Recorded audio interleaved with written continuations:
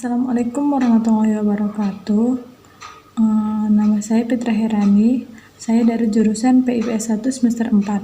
Baiklah, di sini saya membuat video ini adalah untuk memenuhi tugas mata kuliah keterampilan sosial, dimana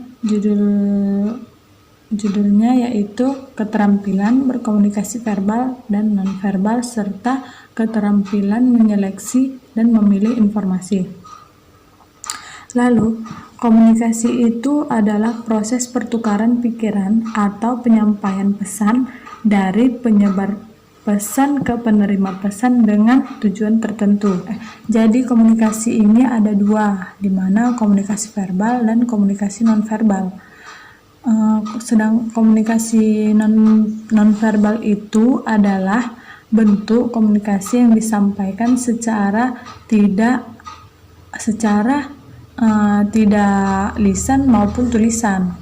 Jadi komunikasi nonverbal ini menggunakan bahasa isyarat, simbol-simbol, bahasa tubuh, serta cara bicara.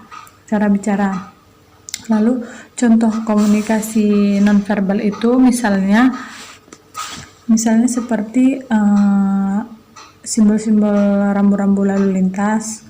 Lalu bisa juga dengan gerak isyarat dan ekspresi wajah, di mana ekspresi wajah ini seperti dia menggambarkan ekspresi senang, ekspresi sedih, ekspresi marah, dan masih banyak lagi. Lalu yang kedua, komunikasi verbal, di mana komunikasi verbal ini yaitu komunikasi yang disampaikan secara lisan maupun tulisan. Contoh komunikasi verbal secara lisan yaitu verbal secara lisan itu bicara bisa dilakukan dengan secara langsung atau face to face gitu kan, dengan perantara media juga bisa. Contohnya seperti berinteraksi menggunakan sosial media ataupun telepon genggam. Lalu secara tulisan yaitu bisa dilakukan menggunakan media seperti surat, lukisan, ataupun gambar. Baiklah, saya akan memberikan tips cara menyeleksi dan memilih informasi. Yang pertama, yaitu jangan baca judul saja.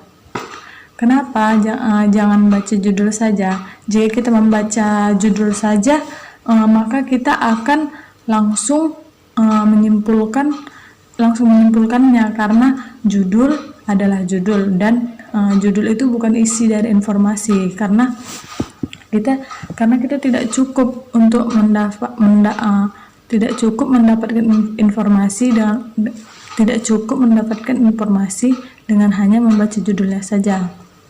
Lalu tips yang kedua yaitu memilih sumber jelas dan terpercaya, yaitu kita harus memilih informasi yang kredibel gitu, seperti media atau situs yang cukup dikenal.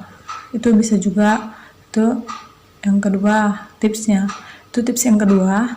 Terus tips yang ketiga yaitu baca lebih dari satu sumber, karena dengan membaca lebih dari satu sumber kita bisa lebih membuat pengetahuan dan pemahaman kita lebih luas lagi.